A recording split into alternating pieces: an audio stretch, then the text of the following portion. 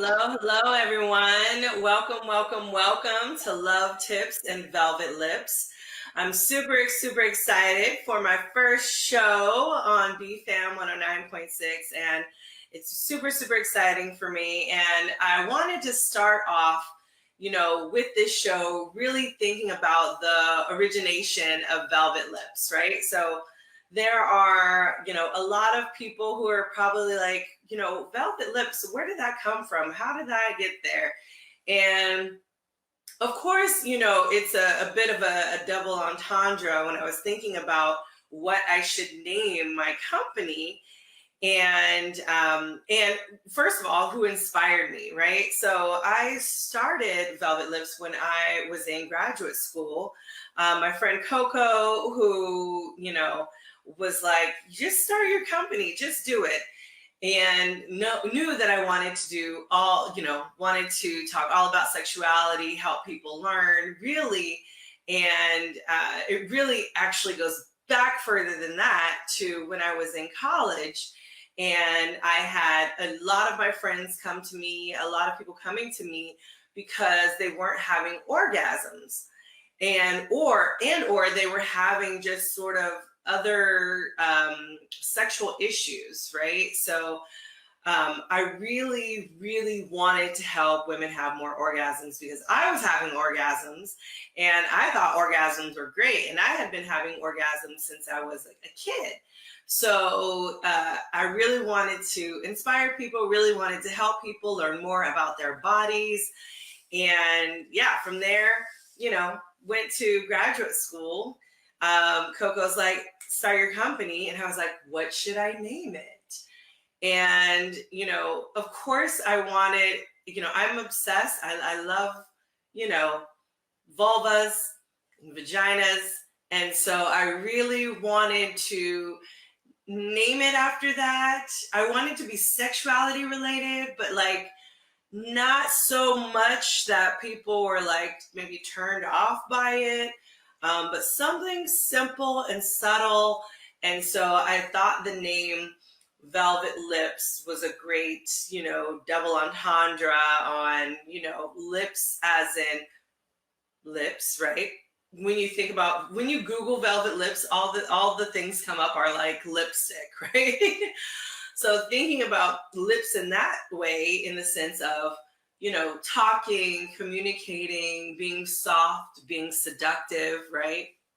But then also thinking about my own vulva and vagina and was like, velvet lips, right? Like that's what my vulva feels like. It feels like velvet. And, lips are lips. So I felt like that was kind of like a nice play on words and, sexuality. And so that's how Velvet Lips was born. So yeah, that is the origination. And so I've kept Velvet Lips just because I love the name. I love the fact that we can think about it in multiple ways. And yeah, super excited just to share my story with you all. If you have a question for me, I would love to help you. This is called Love Tips and Velvet Lips. Please feel free to give me a call at 678-383-4378 if you have a question. What I realize is that there aren't a lot of morning shows that are, talking about sex and sexuality. And so I thought we should do a morning show. There should be a morning show, I was thinking about calling it like, morning sex or something like that. But, with Sesta Fossa, have everything has to be sort of, not PG oriented, but, PG-ish enough to where I'm not going to get kicked off on any platforms, which is really kind of, horrible for, folks who do work like I do, because not only does it suppress, the work that I'm doing, but it also doesn't enable, the folks, the listeners out there who need the advice, who need the help to get what they need. So with that said, that's why I thought it would be perfect. So if you wake up early or you wake up before your lover, or if you just have a question, and I know sometimes my brain is really active in the morning, was really active this morning. So it's kind of one of those things where you're like, I gotta call, or, I gotta, make sense of maybe whatever it is that's going on in your head. And I really also wanted to talk about sort of, love tips, right? And thinking about love, thinking about relationships, thinking about the tools that we need to have some really, really, great sex or sex lives, or even, wanting to express our sexuality more. There's so much to the aspects of sexuality. And, even thinking about, velvet lips and the origination of velvet lips, and what that looks like, and, all of those things, really thinking about how to help people has been one of my favorite things to do. And so it's definitely a part of me. And it's sometimes really hard to get out of that. So I remember a couple weekends ago, I did the Firewoman retreat with Imagine, and her crew. And it was so interesting because I had the sexual archetype as a wild woman, right? And so a wild woman, right, is this woman who is just, fiercely unapologetic about who she is, has all the sex that she wants and desires, cares, number one, first and foremost, about her pleasure and her needs, and, what is needed for her to be the vivacious, independent, beautiful, wild woman that she is, right? And a lot of folks, especially those folks who've been socialized as female, tend to suppress a lot of those feelings, right? Like not able to get and do the things that they want to do because of the stigma, because of, the way they were socialized, because of whatever the situation may be. It's just, they are dealing with a lot. Maybe it's pressure, maybe it's, a lot of different things. So I really wanted to, embody that wild woman. And it's so funny because, I definitely will always be like a wild woman on the inside. But currently, in the time of COVID, and in the time of like, I'm pregnant right now. So it's kind of like during this time of like transitioning and, my whole life, it's one of those things of where I am, my wild woman can't quite come out as much, right? As it's used to, just because of all the different social factors that are, occurring. Usually my wild woman comes out when I'm traveling, or I'm, doing conferences, or I'm doing, swingers conventions, or whatever the case may be. I'm always kind of like doing something, right? I'm spanking someone, or slapping someone, or I'm teaching people how to, give better blowjobs, or give better, oral sex on vulvas, and better sex on hand sex, right? Like giving better tips on hand sex. So I'm always trying to help people, but at the same time, I get to, be able to express myself as the wild woman. And then at the same time, while I was doing this at Fire Woman Retreat, people were asking me questions like, how do I get to be a wild woman, right? Like, how do I get to express myself in all of these different ways that feel good, and that are, that, really let myself loose, right? Because a lot of us are people pleasers. You know, a lot of people are people pleasers, and they want to make sure that they're doing the right thing, they're saying the right thing, that they're going the right way, that, you know, they're sometimes even afraid to mess up. And so I think what's really most important, especially around that, is like I was saying over this past weekend, was you got to really be authentic. You have to really know who you are, be who you are, understand all of the things that make you you, and which makes that exciting for other people. So I really, of course, want to encourage people to express their inner wild woman or express their inner wild person.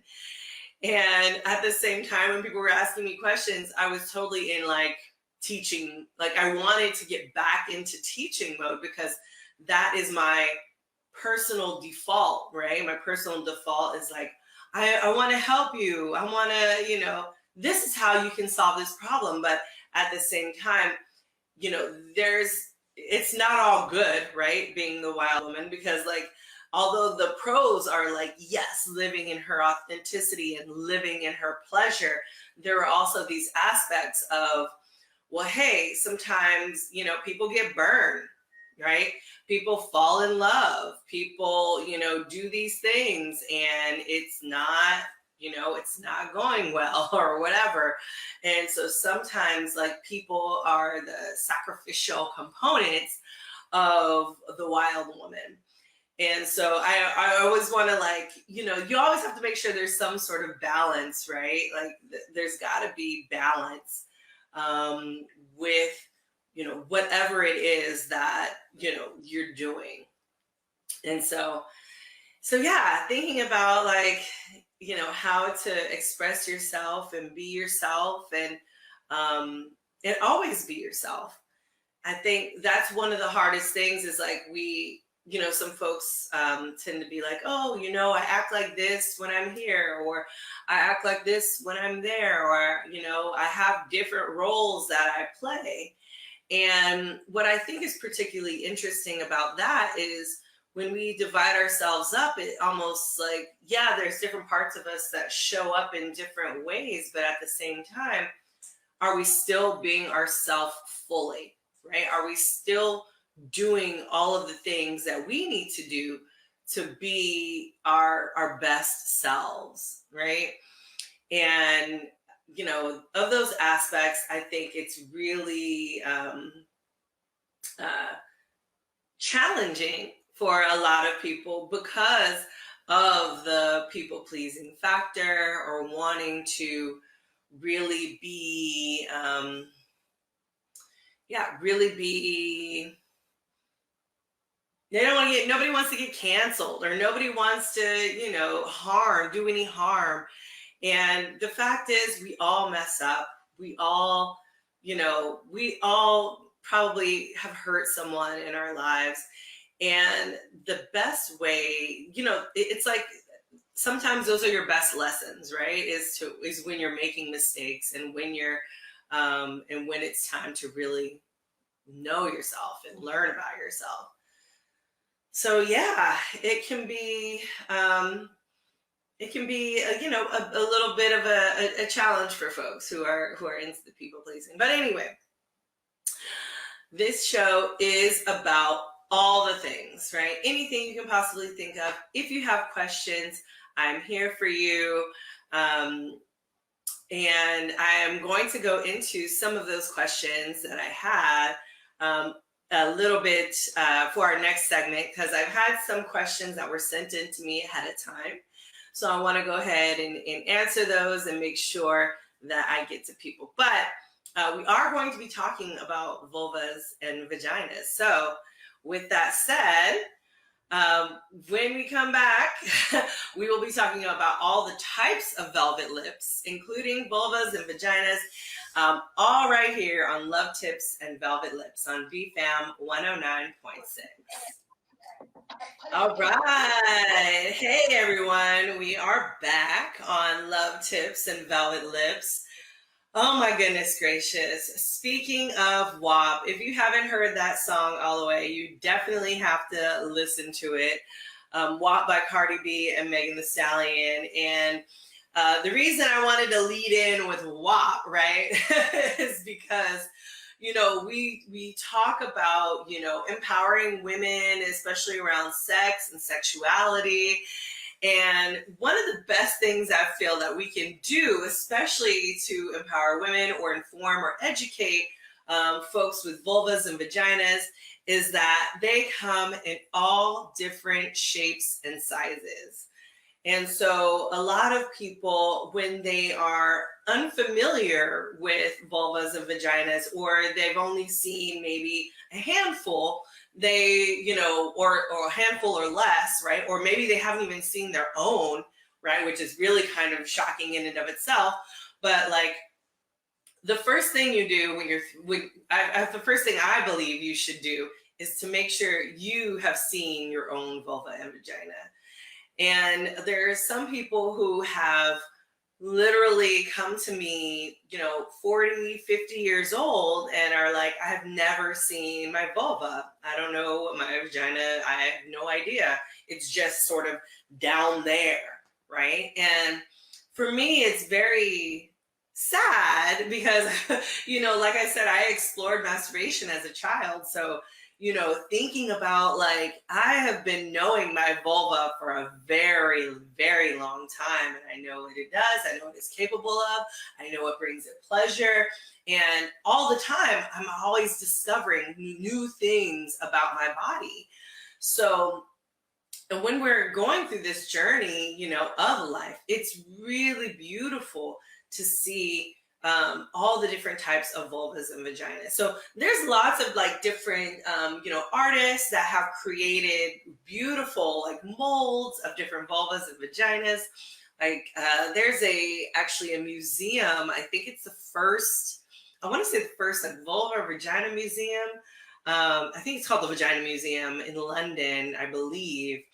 And it's all about vulvas and vaginas. When we think about like, museums like the Museum of Sex in New York, or the World Erotic Art Museum, or Wilzig Erotic Art Museum here in Miami, there's lots of, I'm actually in Atlanta, not in Miami, but I go back and forth. So sometimes, my mind, but there's lots of different representations of all sorts of different genitals. But what we see, especially when we see stuff like on pornography, it tends to be the same kind of genitals, right? And so there's a really great documentary. Oh my gosh, I think it's just called Vagina.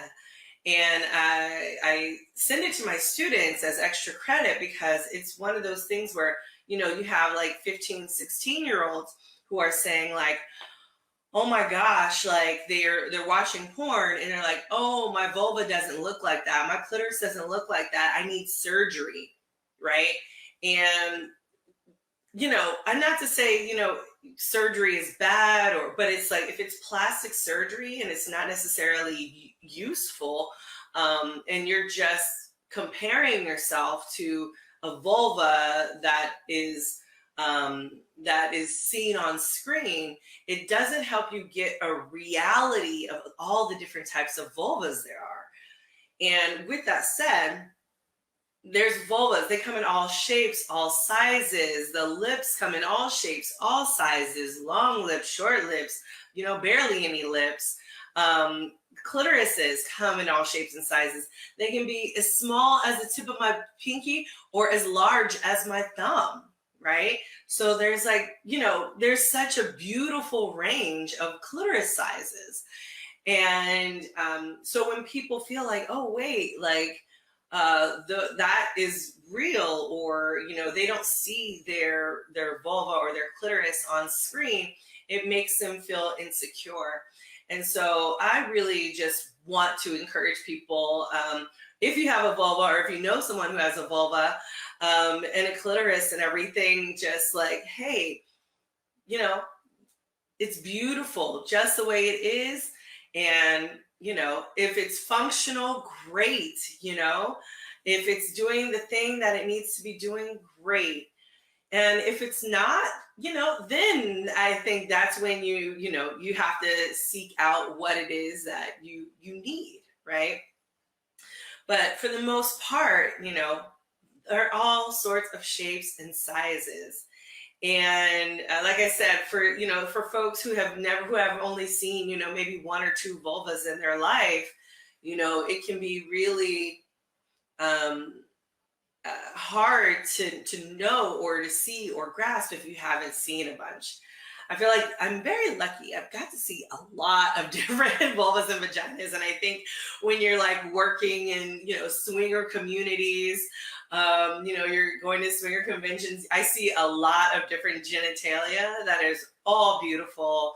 And what I particularly love about swingers in particular is just because they're very open and ready, and like they're open to explore, and they're open to new ways of pleasure. And not to say that not other people are, because plenty of people are. It's just a matter of like in those particular communities, I feel the greatest like I want to learn more. But as time has gone on, and I think as sexuality is being less taboo, right? We are understanding like, hey, there's all sorts of different ways to live your life. We are realizing that there's all sorts of ways to also explore your sexuality, right? I feel like the sex toy market is booming, right? With all sorts of different toys. And then people are getting the toys because they hear our rave review, and then they're like, oh, but this toy didn't work for me. It worked really great for someone else. Like, I don't understand. Well, you don't understand because that person probably has a different vulva than you, right? Probably has a different clitoris, than you. And the vulva is probably in a different place, right? So even thinking about like in our book, right, The Ultimate Guide to Seduction Foreplay, got to toss that in, by Dr. Jess and I, we really, I really wanted to emphasize, hey, there are front-facing vulvas and there are back-facing vulvas. And yes, you can fall somewhere in between. But if you get a toy that is specifically for a front-facing vulva that has a small clitoris, it's going to be very different from a toy that has a large clitoris and a back-facing vulva, right? Like and because there's such a great amount of ranges of vulvas, you need to know what kind of vulva you have, what clitoris size you have, and if the toy is going to be compatible with your body. People buy toys because they don't because they hear the reviews, like I said, and don't understand that their bodies might be different. And I just had a client last week that was like, hey, I bought this like suction toy, but it doesn't work for me. And I was like, well, probably because your clitoris might be small, on the smaller end, and maybe your body doesn't like suction, So really understanding your body, understanding like, hey, you actually might need like a bullet vibrator. You have a smaller clitoris. Maybe you need a wand. Maybe you need a different type of toy that would feel better for you. And you need to know, is your vulva front facing or back facing, right? And so, and the way that I tell people to know if you're front facing or back facing is if you stand up, you put your legs together, and if you can see your vulva or, the split of your lips, then probably you have a front-facing vulva. So some vulvas are very visible. You can see everything. And then some, you might see a split. So that means front-facing. And then we'll get into what back-facing is in a minute. So I look forward when we come back. We'll talk about back-facing vulvas and some tips on how to get the best pleasure as possible right here on Love Tips and Velvet Lips on BFAM 109.6. All right. Welcome to Love Tips and Velvet Lips. I am Marla Renee Stewart, your host, and we were just talking about all the different types of vulvas and vaginas and how to spot which one you are. And so thinking about vulvas and vaginas, before we went on break, I was talking about how if you have a front facing or back facing, and to know which one you have, you can stand up, put your legs together, and if you have a front facing, most likely you'll be able to see your vulva. Or you'd be able to sort of see the split right before you would be able to see the split as you're standing. Whereas if you have a back-facing vulva, right? A back-facing vulva basically means that like you kind of look like a doll, right? In a sense of, how dolls, they don't have any genitalia. So you can't see anything, right? You can't really see the split. You can't see anything. And so sometimes people think this is like, oh, I can't see it, maybe because I'm fat or, my fupa or whatever, like, but that's not really the case. Whether you are fat or not, your vulva, you can see whether it's front facing or back facing. I've been with plenty of fat women, and I can tell you whether they have, had a front facing or back facing. So regardless of weight, you will know if you have a front facing or back facing vulva. And so, yeah, I think it's just super, super important to make sure that, you know which, what size you are, what clitoris size you are, as well as if your vulva is front facing or back facing, so that you can have the best, pleasure possible.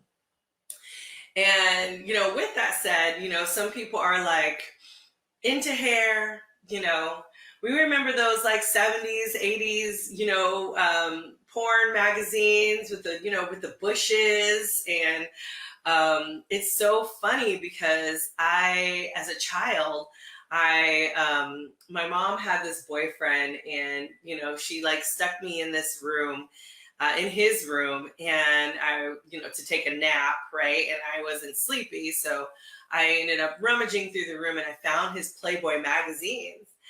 And when I found his Playboy magazines, I was like, oh, wow. Like these women, they were naked, and then they were in these poses. And so I started emulating them, right? I took off my clothes. I started emulating the poses, and thinking back, these women in the 80s had these, big bushes, like unapologetic, beautiful, beautiful hair. And, as we've, moved or further progressed in time, pornography has been a leader in what our genitalia, quote unquote, should look like, right? And it's not necessarily the case. Now, you can wear your hair, you can grow it out, you can do whatever you want. And it's just a matter of your own personal preference. Some people like a lot of hair. Some people don't like any hair at all. And, when I was younger, I used to think about it in the sense of like, adults have hair. I want to see hair on your vulva. Like, I don't want to be like infantilized. Yeah, I don't want to be like childlike or prepubescent, right? Like, I want to see hair, because to me, hair was a signifier for an adult person. And so I think it's fascinating how we've kind of transitioned, or maybe not transitioned, but I feel like now we're getting to a place of where we see, some hair on vulvas, and sometimes we don't, and that's perfectly okay. Like I said, it's all about your preference and how you want your hair. Now, if it's someone else that says, hey, I like your hair this way, and like, or I will only have sex with you when your hair is, you know, Brazilian, it's waxed off, right? I really think that is, I really think that can be an issue because it's not you necessarily doing it for you. You're doing it for someone else. And if it feels good to you to do that for someone else, I say, you know, go for it, because a lot of times we do want to please our lovers. We do want to make sure that, hey, you want to see a bald vulva? Great, that's fine. That's fine if that's your thing. I don't have a preference. If you don't have a preference, I think it's perfectly fine, right? I think it matters when, you know, when it might cause you problems, right? You're like, I'm doing this for you, but, you know, but I'm getting lots of, I don't know, razor bumps, or, you know, I'm getting lots of ingrown hair. And I know that's what happened for me, right? Like, I had a lover that was like, you know, I like it all off. And I'm like, you know, I don't really have a preference. I'll go ahead. And, you know, and I got Brazilians and, you know, and I was doing the whole thing, and, you know, I liked it. You know, I liked the smoothness. I liked the texture of it, but, you know, my velvet was gone. My velvet was gone, you know. It was smooth. It was like, you know, smooth, but and smooth is great. But you know, I like texture, you know, I like feeling, you know, different types of textures, right? And so to think about, like, my own velvet lips were just like, they were smooth lips. They weren't my velvet lips anymore. But also the repercussions of getting that Brazilian, right, resulted in, you know, a lot of like ingrown hairs. And for me, who I don't grow a whole lot of hair, it's sort of one of those things where, like, yo, like, the hair that I do grow, like, I don't want it to be so problematic and a bother to me. So, you know, that was kind of like a thing. It's like trying to talk that through with myself really became, I guess, a primary issue in my own personal pleasure, because it's like, I don't feel, my vulva doesn't feel good with, you know, ingrown hairs or, you know, whatever. Like, it doesn't feel good. It doesn't feel sexy. You know, I want my velvet back. I want my little, my plush, my soft velvet hairs, you know? And so that in that sense, I had to just sort of like, I had a come to Jesus moment, right? And just be like, I gotta have my velvet. I gotta have my velvet. So, you know, I need someone who's going to be comfortable with my velvet. And,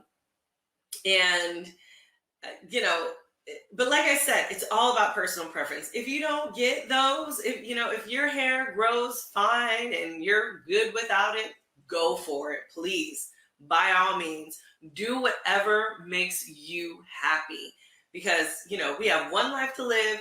And, you know, living it for someone else is not the business, not the business. You want to live your life for you. So with your pleasure and your vulva, and to feel as sexy as you want to feel, do you, you know?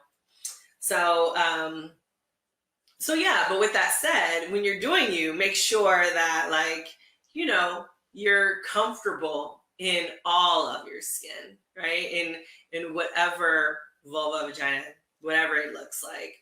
And of course, you know, there's lots of different hair patterns, right? We know the landing strip is pretty popular, or the triangle, or, you know, I've seen hearts, really pretty. I've seen some Vajazzled, right? The Vajazzled, the little jewels. that are on the vulva. I've seen like lots of different types of people who have decorated their vulvas. I've seen tattooed vulvas, pierced vulvas. I don't know if you've ever interacted with a pierced vulva. It is absolutely quite fascinating. I've had the opportunity to play with a pierced hood and pierced lips. And that was really different for me because as many piercings as I have, and I used to have my nipples pierced. I had pierced them 3 times, mind you, in 3 different moments in life. And so thinking about like pleasure with regards to the vulva and piercings and all of that, it was sort of like, oh, am I going to hurt you? Is it not going to hurt you? Is it going to feel good? I hope it feels good.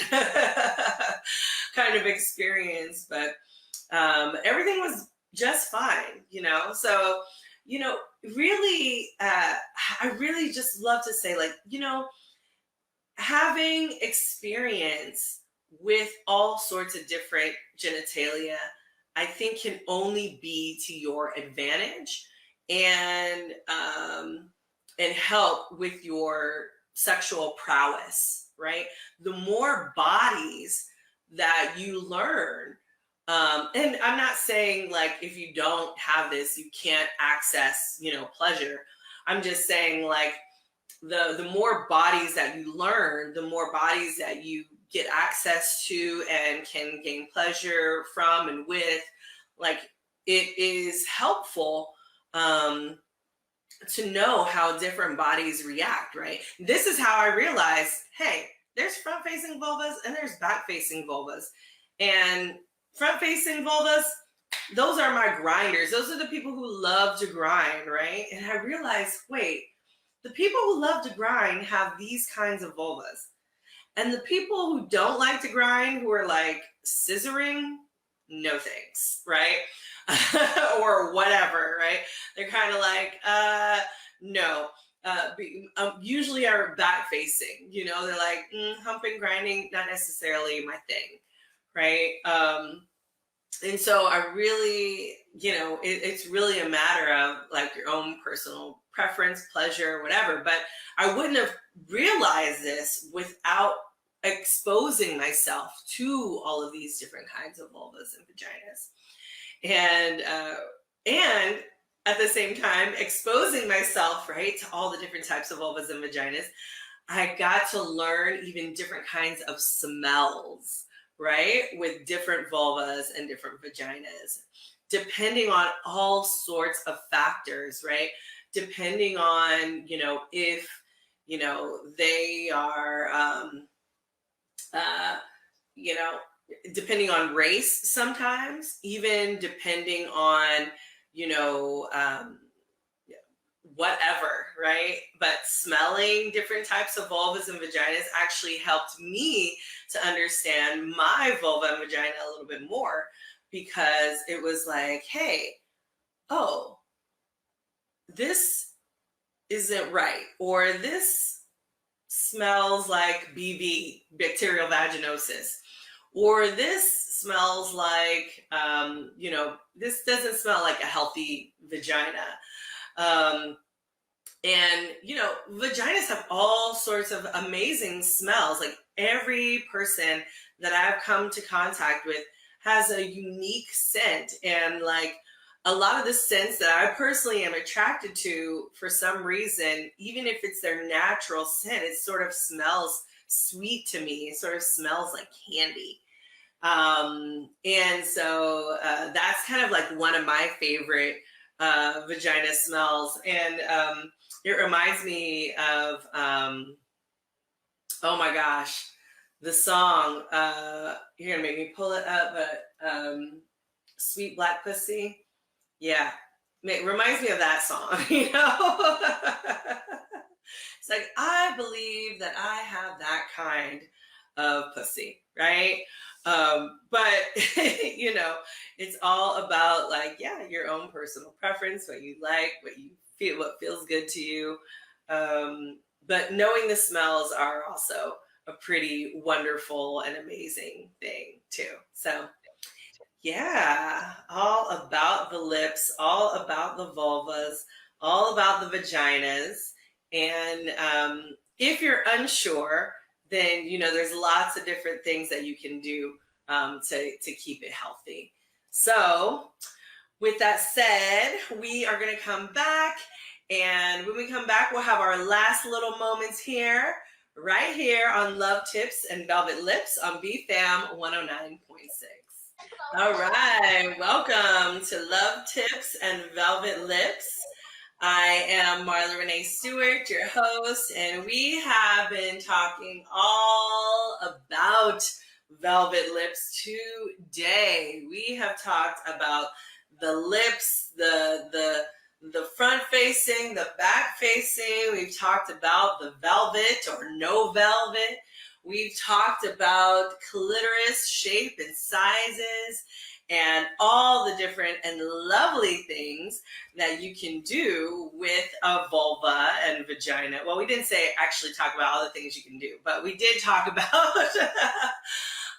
why the positions were important. And, we did talk about, or I briefly touched on sort of the toys and things that you can use for the different sizes. Or no, I didn't talk about that, but I said, you need to know your size if you need the perfect toy for you, right?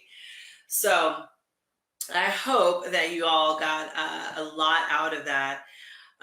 With that said, like I said, in our book, The Ultimate Guide to Seduction Foreplay, Techniques and Strategies for Mind-Blowing Sex, which you can find on my website, velvetlipssexed.com, or on Amazon if you're like, I need to go the Amazon route. This is such a good book because it really not only talks about the practical things that you can do with vulvas and vaginas and penises as well. I know today was all about the vulvas and vaginas, but it also just, we really talk about it in the sense of it is our, we have our theoretical models that are framed for this, right? So I'm coming at you with the seduction learning styles and how to really get people's attention around seduction. And Jess comes with the core erotic feeling and the elevated erotic feeling. Like, how do you want to feel when you're having sex, right? A lot of times people I know feel like it's my duty, or, I'm doing it for, I'm doing it for them. But you want to feel that pleasure, right? Like, I feel like if you're engaging in sex, like, I want to feel that orgasm is, important, and pleasure is definitely important, and orgasm is important, for some folks. I think I have a personal bias. I think orgasm is great for everybody. I think everybody should be experiencing orgasms because they're absolutely wonderful and amazing, and they're healthy and good for you. So, but anyway, I talk about the seduction learning styles. Jess talks about the core erotic feeling and elevated erotic feeling.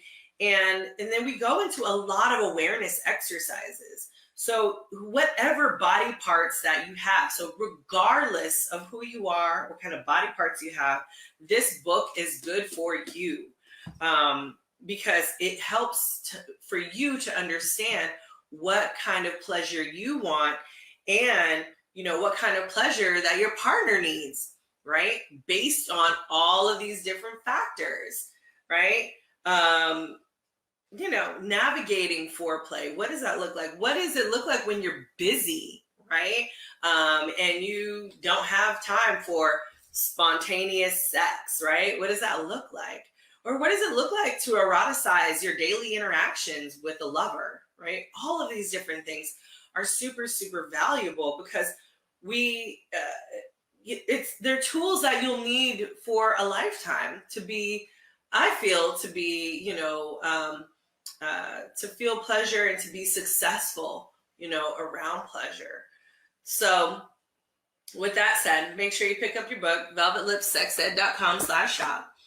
And if you have not, if you don't know anything about social media or you're not on social media, you can see my handle there at Velvet Lips Sex Ed. That is sex without the E. And you can also find me at Marla Stewart. And if you are familiar with the Sex Down South conference, I would love for you to attend. We're doing our in-person conference in January. We're a little scared, COVID happening and all of that stuff. We're going to make sure we do the proper COVID procedures. So we hope that, people will still come out and have a good time here in Atlanta. And it takes place right at Sheraton downtown. So I'm super excited about that happening in, oh my gosh, in 2 months. And let's see what else is happening. Oh, Luna Matatis and I will be doing we have a Race and Kink bi-weekly discussion series that happens. We have Callie Sudra up next and Jack Thompson after that. So we're super, super excited about that and talking to them about race and kink and their personal experiences. And, if you have a subject or you're just like, Marla, I need to know this or I need to know that, remember, you can always give us a call and make sure that you not only, or you can submit questions. You can submit questions to my email. Blessed morning to you too.